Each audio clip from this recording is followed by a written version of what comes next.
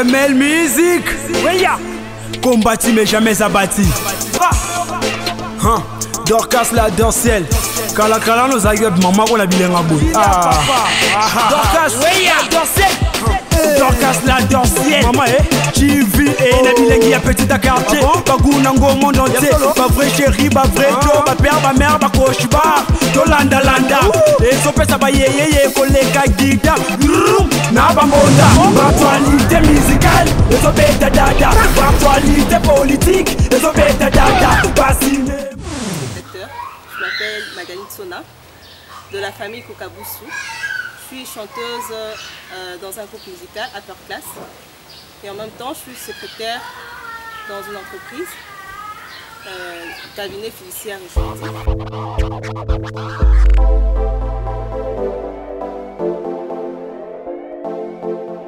Comment définir la femme en tant qu'un être féminin? Et c'est en même temps une femelle de Homo sapiens. La femme, c'est une personne chère, celle-là qui porte l'enfant, celle qui donne naissance à une vie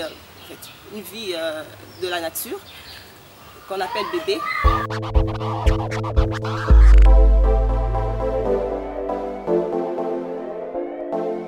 Le 8 mars, ce n'est pas seulement porter de pagne ou bien se maquiller, se faire belle. Non, la femme est toujours resplendissante. Elle est là pour attirer l'attention de son partenaire. C'est un peu ça.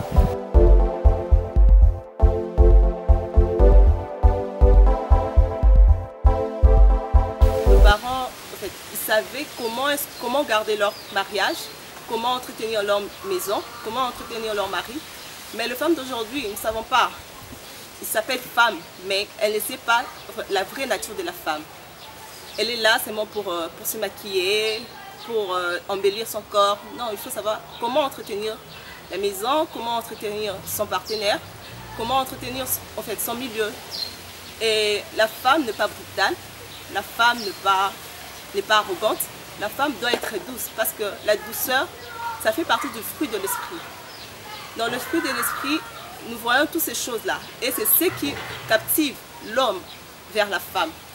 Et la femme aussi doit connaître de petits trucs. Pourquoi je dis ça? Parce que l'entretien de la maison, l'entretien de son foyer, l'entretien de sa famille, c'est ce qui fera que l'homme puisse être attiré par la femme.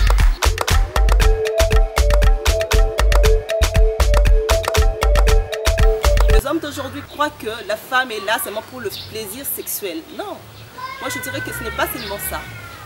La femme est là pour apporter de l'aide à son partenaire, pour donner un soutien à son partenaire et donner le meilleur d'elle, faire sortir son bagage intellectuel par rapport à son conjoint, par rapport à son entourage, par rapport à beaucoup de choses. Et je dirais encore que la femme, c'est un être spécial, celle qui donne naissance, celle qui est là, à attirer l'attention de tout le monde.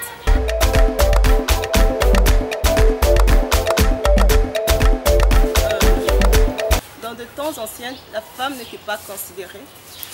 Elle était là seulement pour s'occuper de la maison, des enfants, de son foyer. Mais aujourd'hui, nous voyons qu'il y a la modernisation. La femme a droit à étudier, la femme a droit, d'être parmi les hommes, faire le travail de ce que les hommes font. Même la maçonnerie, même comment être dans un bureau. Dans tout le métier des hommes, la femme est là, elle est parmi. Et dans la vie d'aujourd'hui, nous dirons que la femme est valorisée. Pourquoi? Dans les temps anciens, on ne considérait pas la femme. La femme n'avait pas droit à étudier. Et pour moi, personnellement, je suis contente parce que le métier que les hommes font, et c'est ce que la femme fait aussi dans nos jours. Et nous voyons plus les femmes sont même incluses dans le monde politique. Pourquoi pas aujourd'hui nous pouvons avoir une présidente de la République? Pourquoi pas? Ça peut aussi, parce que la femme est là, elle se donne à fond, elle se bat. je vois que la femme est, en fait, elle est spéciale pour moi, vraiment la femme est spéciale. Ce n'est pas seulement le pagne, ce n'est pas seulement le maquillage. Pour moi, non, je dirais que la femme, vraiment pour moi, la femme est vraiment, la femme est spéciale. Parce que l'homme, comme Dieu a créé l'homme, il a mis à côté de lui une femme, parce qu'il savait que la femme sera l'aide de l'homme. Pourquoi on dit que, pourquoi on dit la femme sage bâtit sa maison? Pour moi, je dirais que une bonne femme, celle qui est là, qui est discrète, qui soutient son mari, qui n'est pas bouchard, peut toujours supporter son mari et peut être là, accompagner, apporter un plus par rapport à son mari.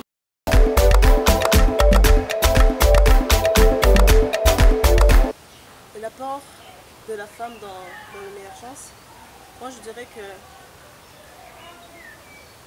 la femme d'hier n'était pas intéressée à la politique. Mais la femme d'aujourd'hui est dans la politique. C'est pour cela qu'on dit qu'il y a eu l'émergence de la femme. La femme fait ce que l'homme fait. Tous les travaux que l'homme fait, la femme est là. On peut donner quelques exemples comme la maçonnerie, comme l'enseignement. Hier, il n'y avait pas de femmes maîtresses. Mais aujourd'hui, il y a des femmes maîtresses qui enseignent, qui apportent un plus. Je suis Emmanuel Lungoy, je suis écrivain, j'écris des romans, romanciers. Je suis aussi étudiant en médecine, là je suis médecin stagiaire maintenant. Nous allons parler d'un petit sujet qui nous concerne aujourd'hui, c'est celui de la femme. La femme, son apport sur l'émergence, nous allons dire en quelques lignes qu'est-ce qu'est la femme, quelle est son importance dans la société et pourquoi ce mois spécial consacré à la femme. Nous allons commencer par la définition de la femme. Nous allons le définir médicalement parlant. La femme, c'est une personne de sexe féminin. Donc c'est comme une tautologie dans la définition, mais cela veut tout simplement dire que la femme a une particularité que l'homme n'a pas. La femme peut concevoir et donner, mettre au monde. C'est ça la particularité de la femme. Et dans l'émergence, la femme joue un rôle très important car c'est elle qui est la base même de l'éducation. Si l'homme est éduqué, c'est grâce à la femme. Dans cette société où les choses vont, surtout dans nos sociétés africaines, nous avons trouvé qu'il y a un grand changement vis-à-vis de l'évolution de la femme. Aujourd'hui, nous considérons la femme comme une personne très utile dans la société car elle peut remplir de fonctions que l'homme auparavant que l'homme ne faisait. Et maintenant, aujourd'hui, la femme peut être dans l'enseignement, la femme peut être médecin, la femme peut être avocate.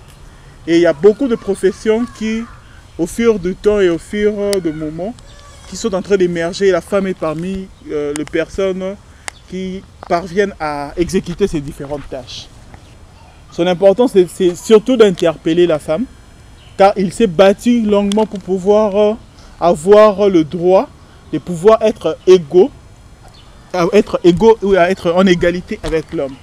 Et c'est pour autant cette journée est très spéciale, parce que la femme arrive à comprendre que pour arriver là où elle est maintenant, c'est suite à des efforts très consentis, très conséquents, des efforts bien préparés des hommes, des efforts de femmes pour les amener aujourd'hui à pouvoir se revendiquer, à pouvoir être femme dans la société. Nous sommes en train de constater comme dérapage, comme frein dans la progression ou dans l'émergence de la femme, notamment le phénomène des abus sexuels que nous sommes en train de voir dans notre société. La femme aujourd'hui est prise avec beaucoup, il y a beaucoup de tendances qui sont en train d'amener la femme, notamment la femme est en train, chaque fois en train de rencontrer des situations périlleuses, surtout à l'est de la RDC où nous rencontrons que les femmes sont violées, les femmes sont violentées par des hommes. Et même aujourd'hui, les femmes aussi sont violentées par certaines autres femmes. Alors comme solution pour donner à ces choses, nous allons dire d'abord, quelle que soit la société, quel que soit le travail que tu fais, premièrement, il faut à la femme de se respecter en tant que femme et de pouvoir assurer les fonctions qu'on lui les fonctions qu'il a acceptées ou les fonctions qu'on lui a accordées. Donc, une femme dans la société, dans l'industrie, une femme dans la musique, une femme dans l'art, dans tout le domaine qu'il est en train de faire. La femme doit arriver à pouvoir remplir ses tâches convenablement. Que dit-on? On ne qualifie pas l'homme en fonction de ce qu'il est, mais on qualifie l'homme en fonction de ce qu'il fait. Donc la femme, c'est en fonction de ce qu'elle va faire qu'on pourra qualifier la femme. Et pour pouvoir évoluer, pour que la société puisse évoluer, il faudra atteindre un niveau où la femme rêve encore plus de l'excellence. Non seulement de l'excellence dans sa société, l'excellence dans l'éducation, mais aussi l'excellence dans sa manière de faire. L'excellence, car la touche féminine a toujours une importance. Une femme qui fait une œuvre, c'est toujours avec un cœur de femme. Donc on dit avec un cœur de femme parce que la femme fait des choses tellement bien. Et si elle apprend à pouvoir cultiver cette don que Dieu l'a donné, pourra faire de grandes choses. Quelles sont les mesures, quels sont les apports que la société donne vis-à-vis de la femme? Et pourquoi la femme aujourd'hui peut-il se revendiquer femme? Pourquoi cette journée spéciale du 8 mars? Je vais en dire d'abord, la femme en tant que maman et puis la femme en tant que jeune fille. Dans notre société, nous nous rencontrons avec des problèmes, surtout à ce qui concerne l'évolution de la femme, en ce qui concerne le travail de la femme dans la société. La femme, pourquoi n'est-elle pas considérée dans la société? C'est par rapport aux habits que nous sommes en train de remarquer. Premièrement, la femme devrait être une personne de référence. Une personne où l'homme doit chercher à le conquérir. L'homme doit chercher à gagner la femme. L'homme doit chercher à avoir une certaine confiance à la femme. Parce que quand on a une bonne femme, on dit que une bonne épouse, une bonne femme, c'est elle qui bâtit la maison. Donc si aujourd'hui ces valeurs sont renversées, si aujourd'hui nous avons beaucoup de jeunes filles qui sont dans la prostitution, ou nous avons beaucoup de jeunes filles qui acceptent facilement la facilité pour pouvoir s'en sortir dans la vie, c'est suite à une mauvaise éducation, ou soit aussi c'est dit à une mauvaise influence des autres. Une femme doit d'abord se demander qu'est-ce qu'il doit apporter dans la société. Si la femme chaque fois s'interroge de qu'est-ce qu'elle doit faire pour bien faire, nous aurons aujourd'hui une société beaucoup plus évoluée que cela. Nous avons des exemples de gens comme Angela Merkel, qui aujourd'hui occupe des postes très élevés dans un pays où on peut dire que c'est un pays des hommes, mais elle occupe vraiment de grands postes. Nous avons des références de personnes comme Hillary Clinton aux États-Unis. Nous avons des gens, de femmes qui même avec un petit travail, qui peuvent commencer au très bas de l'échelle et qui aujourd'hui sont de grandes dames. Et ce sont des exemples que les jeunes filles doivent suivre. Si on s'interrogeait, on regardait juste l'aspect selon lequel que la femme doit bien s'habiller, bien se vêtir, bien se coiffer, être avec une très bonne représentation physique, nous allons nous rendre compte que c'est cette mentalité-là, c'est ce qui fait que les jeunes filles aujourd'hui ne peuvent pas être en même pied d'égalité, en même pied d'estal que les hommes. Donc la femme doit aller plus au-delà même de ces choses, aller au-delà même de cette vision de choses que le monde est en train de lui proposer, voir que nous, la femme aussi peut construire ces pays. J'aimerais aussi dire que si aujourd'hui on arriverait à parler de l'adage que la femme, comme on le dit ici couramment au Congo, que moi si abongi serait coloté, si au moins on arrivait à changer cet adage, dire que non, c'est la femme qui peut bâtir aussi ces pays par son œuvre, par son implication à l'éducation, par sa manière d'apporter sa touche féminine dans toutes les choses qu'elle fait, ça serait encore mieux et nous serons aujourd'hui dans un état d'esprit où nous pourrons encore avancer plus loin. Aujourd'hui, la femme, c'est une personne qui ne reconnaît pas encore sa valeur. Beaucoup là, je pourrais beaucoup plus parler de jeunes filles. Aujourd'hui, les jeunes filles ne reconnaissent pas leur valeur. Ils sont prêts à mendier ou ils sont prêts à exposer leur corps pour avoir certains bénéfices. Le conseil que je donnerai à la femme aujourd'hui, je le dirais tout simplement ceci. Reste toi en tant que femme. Sache que l'œuvre que Dieu a mis en toi, l'œuvre que Dieu a placée pour toi, c'est de pouvoir faire de cette société une nouvelle choses, donner un apport positif à cette société. C'est toi qui peux changer les choses, c'est toi aussi qui peux entraîner des personnes à te respecter. Pour qu'une femme puisse être respectée, c'est d'abord elle qui doit elle-même d'abord se respecter. Savoir qu'est-ce qu'elle vaut. Ne dit-on pas un diamant on reconnaît la valeur du diamant à l'éclat qu'elle est en train d'établir et à la grandeur, à sa grandeur. C'est ainsi aussi de même pour le dame. C'est par rapport à ce que tu fais et par rapport à la grandeur que toi tu véhicules, c'est comme ça que les personnes vont te respecter. Et pour cette société, la femme congolaise rencontre une difficulté, c'est que la plus grande difficulté de la femme, c'est l'acceptation en société. Qu'on puisse le prendre comme une personne qui, elle aussi, peut faire de grandes choses. Et cette société considère souvent la femme comme une personne, un atout, une personne à pouvoir, une personne à gérer, une personne facile à gérer, une personne facile à dompter. Alors que la femme n'est pas ce genre de personne. La femme peut en elle-même se suffire, s'autosuffire. Il suffit juste de comprendre le petit don que la femme a, le petit don que Dieu t'a donné. Si tu les prends, tu les mets en exécution, tu les mets en exercice, tu pourras faire de grandes choses. C'est dans cette thématique qu'il faut réfléchir. Si moi je sais cuisiner, je sais très bien cuisiner, je prends ma cuisine comme étant ma base de référence. Je sais qu'avec cette petite cuisine que j'ai, je peux faire un restaurant. Avec cette petite restaurant, je peux amener à un état où je pourrais me dépendre moi-même. Je peux être totalement dépendant. Donc c'est cette vision-là que la femme doit adopter. Comme mot de la fin, je dirais que femme, c'est moi fille, c'est en moi. Mets-toi en tête que il n'y aura pas une personne qui pourra t'aider à grandir plus que toi-même. Si toi-même tu fais l'effort de pouvoir être une nouvelle personne, tu fais l'effort à être une personne utile à la société, ainsi la société aussi te prendra dans ta juste valeur.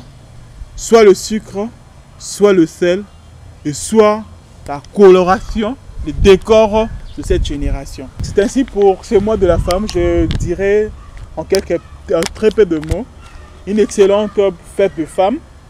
Et je demanderai à la femme de prendre conscience de qui elle est et de pouvoir agir pour le bienfait de la nation, pour le bienfait de sa société, pour le bienfait de sa famille et pour le bienfait des autres.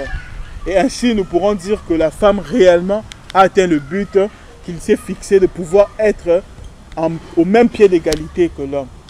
Étant dit, je vous remercie et bonne fête.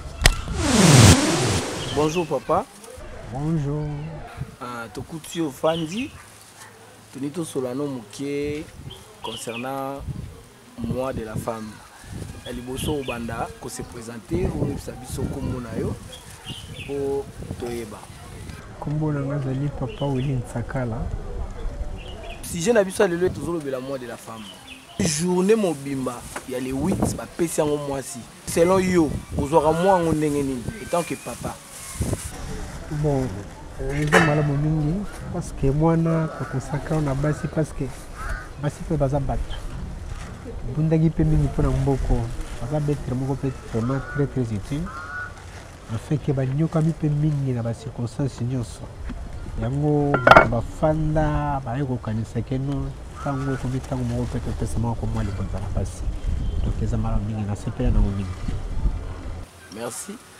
Concernant journée à la femme, le 8 mars, toujours mon alélo, bazo fêter moi si normalement ça fêter on a ndenge naï. Maintenant yo étant que parents responsables au azape na bana basi tam souper bazo landa yo ceux qui balobi ba célébrer yango loko eza journée na bango ba ko célébrer ngo ndenge nini est-ce qu'il faut kaka moi c'est alata et lambasika to il faut kaka abima jour yango ala landa goûter. Il faut faire un écart quand le roi jour une en tant que parent responsable le moi signé. Ah bon merci. Journée de la femme net journée le 8 mars. C'est une journée que c'est vraiment enseignement bien été à Maramalam. parce que bato bazozwango vraiment bazoconsidere comme lokola fete ya bonne année olamuki na ntongo do moto ya moto na mwa bana mikie bakomi koloba journée de la femme tandisa même etina nango te donc basi esengi batema malamu bacomprendre journée yango ekoma mpona nini dans l'état ezalaki te parce que tomo tia journée de la femme sans oloba ngo wana cadre moko aloba na me ayebi même utilité nango te esengeli batema bango bacomprendre journée yango pourquoi bakomisa ngo journée de la femme dans l'état ezalaki te donc eza na sens wana lelo mpe tomo remarke buzoba mpe komi koleka tro na basi tant que bacomprenaka journée yango te mosusu nde todo bakokelane na ndako te mosusu akende babiyenga kolata désordre kaka mpasi epesa kaka parce que naza femme tout consort donc bazocomprendre le sens nango te esebi na bateyama bien bien. Merci. Alors na bandeko mosusu tozoyoka mama na ndako aza mama ya bana bala me abebani na papa po papa asombi elamba te po papa alati bana te. Est-ce que eza important il faut kaka mwasi alata elamba sika po afete journée na ye wana? Non, eza nango très important mais l'essentiel journée eleki totala baconjoncture ya mbala oyo po toza nango ce dernier temps papa kozala makoki soki kopermettre kosombela ye soki makoki eza te totala nano tokosala boni essentiel bocélébrer journée ya koleka nango nyonso koleka ya elekaka nango comme d'habitude eza nango vraiment promo ya gravité comme ça soki eza na conseil oyo koopesa bandeko na biso surtout biso na Congo en tant que parents bana basi ba mama na ndako comportement na bango façon baozalela loko eza journée na eza mois na bango c'est une journée spéciale pour eux soki babi ke lelo baloba na yo ke non papa Willy yonde ozwi charge ya journée de la femme yo mutu faut diriger yango papa Willy oloba na bana basi ba mama na biso nini? Oui, na quand même na koloba na ba maman na biso tout pe na ba maman na biso ya ba jeune fille batika ko exagérer baye ba journée ngo koloba nini. Donc il faut ba kotana d'abord no tolo bana mozindo pourquoi ba ko réclamer une journée de la femme. So ba comprendre donc j'espère ba matate ko zalate. Alors, journée de la femme, c'est ngeli bango moko ba pesa ngo d'abord respect parce que ces derniers états bazo bango na mbutu na désordre moko impossible. Prenez pourquoi journée de la femme. On commence donc à envahir, à balabala, à mike, à côté ici, à désordre, donc à baby si journée la bango, à payer sa journée la bango valeur. À payer sa journée la bango valeur. Et ça bon d'année la bango té. Mais ça journée de la femme, nous a un cadre là. Attitude que nous y a sol. On va aller bosser les zones d'ité. Pour qu'il me fanda pour ma connaissance journée à moi aussi. Donc moi ça a la moins ça valeur, moi ça a la moins ça qu'on respecte. Et nous pliquer, on va salader de signer, bino beaucoup de sang local moi loko beaucoup pamba beaucoup de ça la tapage dans ma balabala, koki manda ku kotoni sa babare tout comme ça c'est dire besoin comprendre le sens na moté. Et ça ngi pena bazonga, ba comprendre le journée ngo. Et c'est la journée vraiment spéciale pour na bango, ba mo ba pesa d'abord valeur. Donc c'est ça. Bonjour maman. Bonjour papa. Tolinto solano mwa muke mais est-ce que se présenter toyeba yo kombo nanga eza Keto Masamuna Eliane na tekana tolinga to solana yo à propos ya mois de la femme parce que za moisi au préparer ba fête au neni étant que moisi bon ponanga neti na journée eza kanango bien parce que eza journée moko ezaka pona lokuma basi na c'est intéressant na makasi vraiment te parce que eza na ba fille misusu ba ko sombele liputa oto ba ko sombele te ba misusu te mobale ya misusu amabe e panza pe doto okaka ba mabala mais pona nga na mona oka eza lokumu ata na lati nanga ata na lati nanga te na ebika eza journal lokumu na zaka bien na osepela ata na lati na ngati ata na lati nyonso ezaka bien mais mpona nga na s'intéresse na makasi vraiment ndenge olobi boye mpona bafille oyo soki balati te créera baproblème baza basi lokola yo baolanda yo soki opesa bango conseil okoloba na bango nini? bon mpona nga bafille wana na journée wana soki olati te eza te ke okangela mobali kanda bien bobebana na mobali mpo olati te journée neti journée de la femme esilaka te tolataka tous les jours eza te mpo na journée wana nde libala esila bokabwana be matata ezala te bozalaka bien na mobali mpo kolata esila nango te bazwi charge à moi de la femme bapesi yo ke non mama Eliane yo mutu okodirige yango c'est-à-dire makambo basi bandosala jour à mwana jour à fête na bango yo nde fo loba yango au préféré bato bando fête yango ndeni beaucoup na nga na baloba na bafete o malamu so ya kolia eza bakolia ya omela eza bakomela ya kolata mpe so oza nango kolata mais eza te soki eza te ose dérange nango makasi parce que jour yango nde oyo olati te eza te soki eza lata soki eza mpe te wi ezalaka bomwasi na yo eza te ke so eza te ose dérange nango makasi te. Bon, te dis tofongola moi parenthèse moi par rapport à makambo mwasi mpe kaka tomoni yo oza jeune fille mais au préféré osalaka commerce yebisa biso eloko nini motiva au plus olamuki kaka ntongo mo bobino fo bando osala commerce motivation wana eutaki na point nini eza nini eloko emotivanga na bando teka lelo mpo na nga na bandai koyeba mpe koteka te ntina oteka te eyoko ekomotive nga ere naye kobota bon ezalaki mobali mpe ezalaki mwa berere mwa badifite ezalaki yango nde motivanga na bando teka ntango mpe na bandi ya moke namoni wi esimbi nde na kontina ti lelo mpo nazala mpe na bando teka esunganga mpe na mamu nanga mosusu lelo mobali mpe akoki ozanga nga mo naza nango nasala lelo nanga mpo nanga esunganga makasi mpo so lelo totali bavia lelo totali mpe mibali onuna so otalaka mobali apesa mbongo verni onuna otalaka te mobali fo asalaka dépendre non na yo mo mpe ntango oza nango eza nde mosusu ntango ozozela mobali apesa yo deja osalaki ya yo na mbongo ya commerce nde esalanga mpe lelo na motive nazala boye commerce nange ekola neti nga na commerce nadala na wumeli nango esalanga mpe babien ezosunganga mpe na bamakambo mosusu ya nga moko ya mwana nga mpe famille nanga esunganga. Parlons de difficultés, nous avons des difficultés au coup de bon, na ba difficulté koteka. So messé na ngote en tout cas au mona ka te na kokate.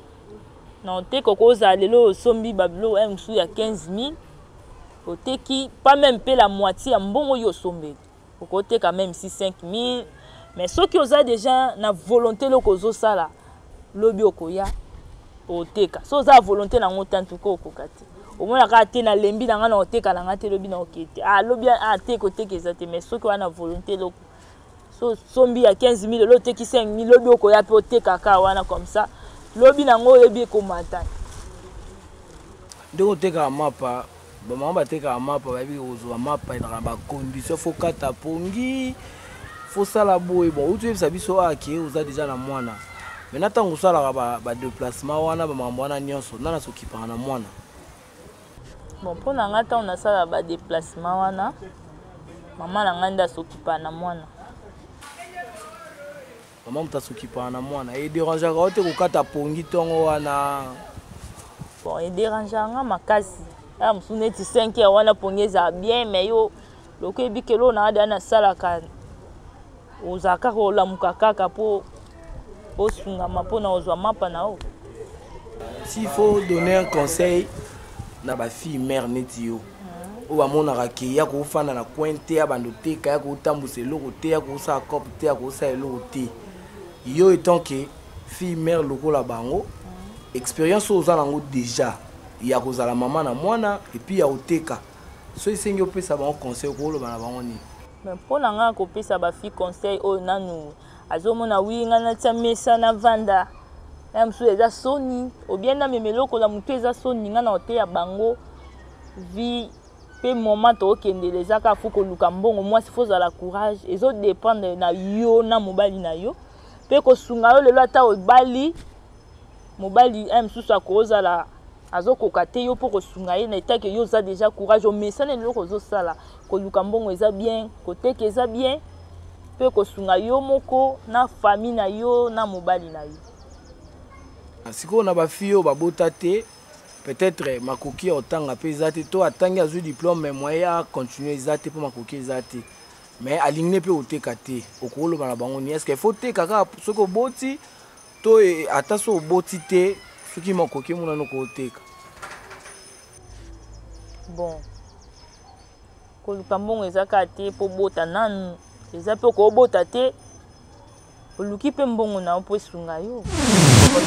Yo na atelier place à Moussala.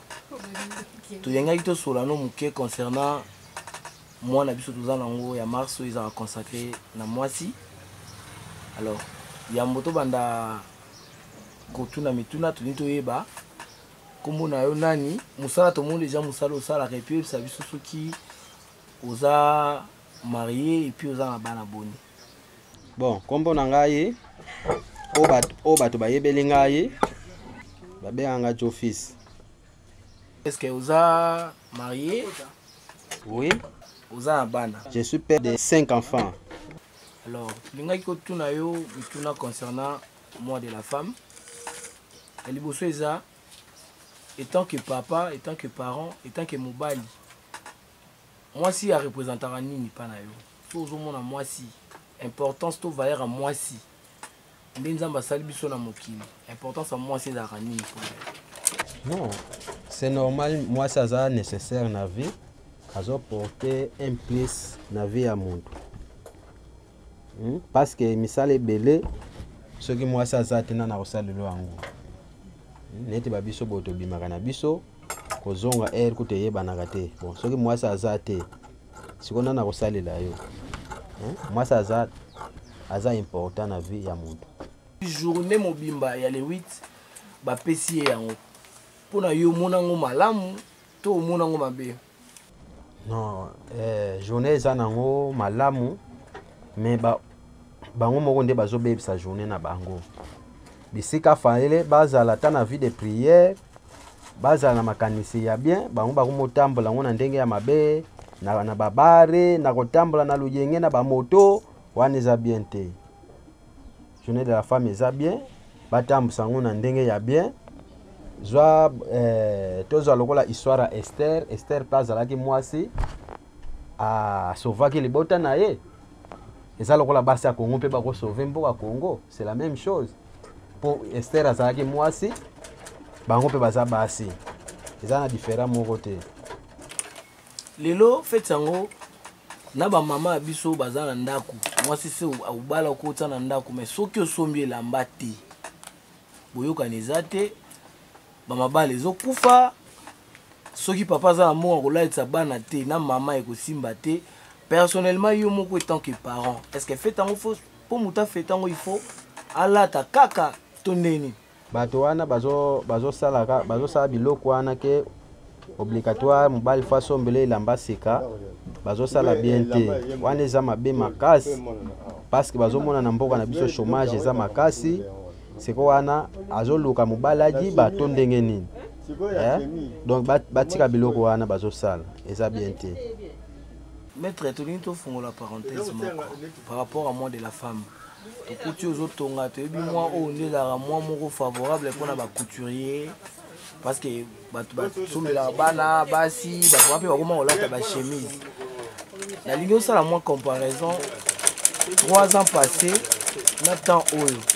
Est-ce que marché ezara ndenge moko ko pesa ko évoluer ndenge moko to ba modification eza touro yo eza mieux ko le ka to ndenge ni. Non, si kopenda toza na problème misala kutezate pour ezate donc tozo kaka kilia moko na moi de la femme oyo. Donc eza mabe makasi moi oyo eza mabe makasi par rapport na ba saison eleka kawana.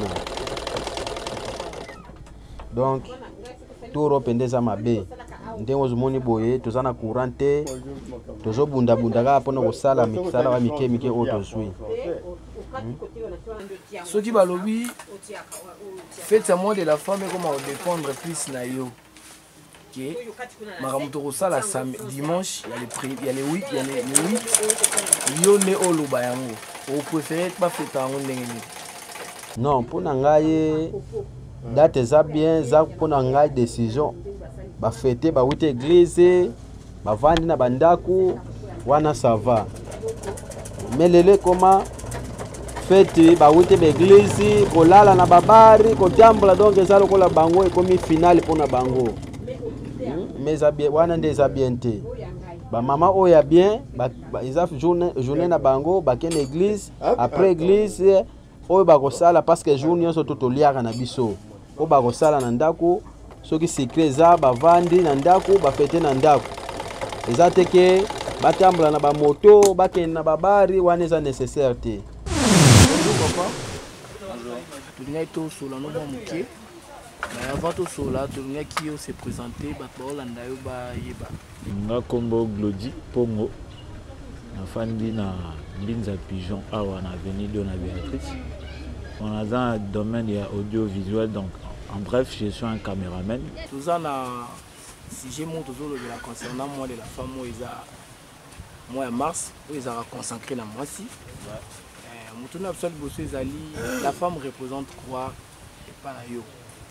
Yo étant que Glody Pongo, moi si, moi si, pour na yo, moi ça doit représenter les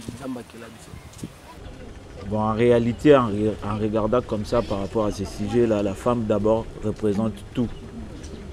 Mais si on peut spécifier un peu, la femme c'est l'amour, la femme...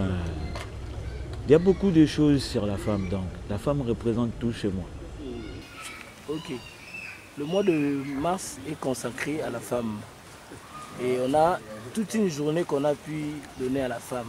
Selon vous, c'était une très bonne décision ou...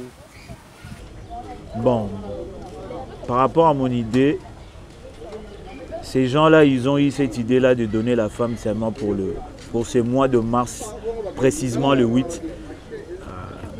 Moi, je suis un peu contre pour ça. Donc la femme, il faut que... C'est toute une année. Parce que pour moi, la femme représente tout. On ne peut pas lui donner seulement un jour. Pendant une année, 12 mois, la journée, le 8. Parce que chaque jour, moi, c'est à Botaka. Chaque jour, moi, c'est à Tangaka. Chaque jour, moi, c'est à Lambara. Chaque jour, moi, c'est à Batelara, Bissoban. Donc, il ne faut pas appeler ça un Nemobimba. À Zouakaka, jour à le 8. Donc, il faut pas revoir un peu. Ça, on revoit. Va revoir un peu mon rambois. Les lots fait tango ils ont célébré précisément na Congo, na capitale na pays na biso. Je crois au Yebi, nenge bande ko na biso basi ba maman ba célébrer ka fête wana. Personnellement pour na yo au monde en les célébrations ils ont vraiment respecté tout ils ont respecté. Bon. En réalité pour ça la maman entière. Ça la maka na Congo tende basi à Congo ba romozo. Même qu'au déranger biso au niveau Maputa, ça ne se fait pas comme ça. Et Zagelo au Moro, il y a conscience d'abord. Moi aussi, la journée de la femme, jour où je vais droit mon sous sur l'homme. Pour à l'époque, je me souviens à Kala. Moi, ça a considéré mon sous. Mais aujourd'hui, tout le monde a moi, c'est une entreprise, moi, ça a directrice, moi, ça a DG. Donc, d'abord, il a point qu'une femme doit être une femme battante. Donc une femme qui combat pour sa vie. Na ba sujet oya malamu ezara pante que li putaka côté les motamboli journée mo s'occuper dans hôtel. C'est pas ça. Donc on parle d'une femme battante. Pas moi ça là tali puta. Si tu pars en Europe, tu vas trouver que là-bas ba fetango contrairement à biso. Donc il y a une différence là-bas et ici. Biso net aux en conception y a pas. Surtout ni même voir même ma fille le 8 ans. Si j'ai ni no la télé puto et belé va éviter. Donc c'est un peu ça. Ce qui l'organisation mondiale s'est décidé que non, désormais c'est M. Glody, il y a une responsabilité, il y a la festivité, il y a mois, il y a mars. C'est-à-dire fête le 8 mars au moins ça c'est le Waka.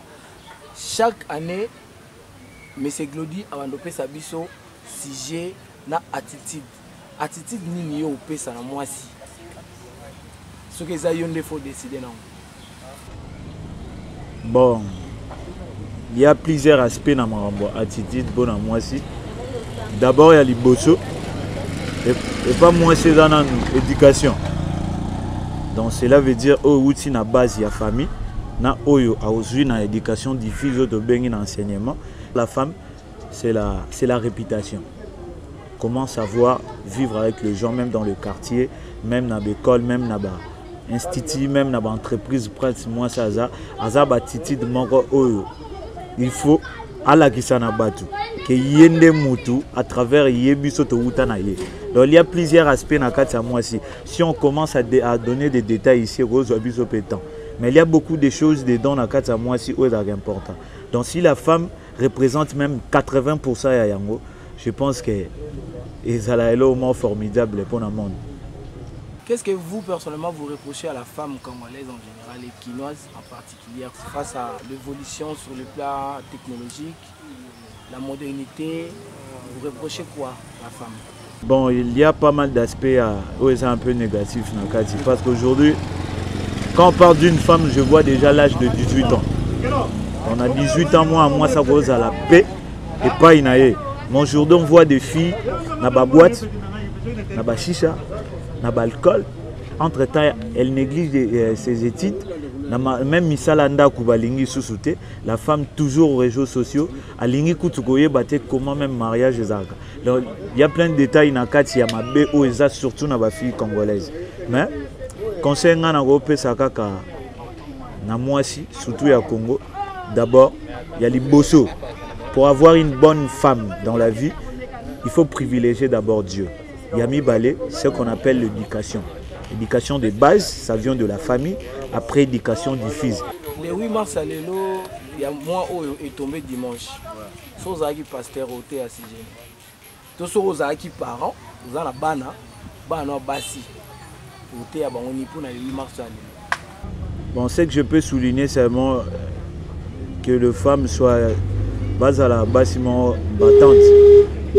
On a soulevé comment kobunda, comment teka, comment kolinga botanga, comment préparer déjà mariage tant que ça n'est pas nabino.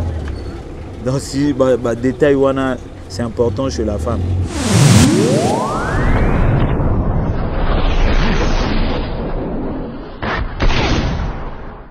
Combattu mais jamais abattu.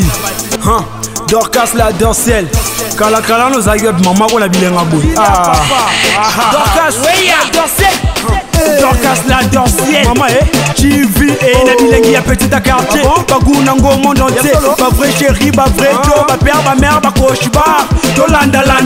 Et so pesa ba yeye koleka guida. Na bambonda. Actualité musicale. Et so beta dada. Actualité politique. Et so beta dada. Ba cinéma. Et so beta dada. Ba théâtre. Et so beta dada. Bagaji kutukolo ba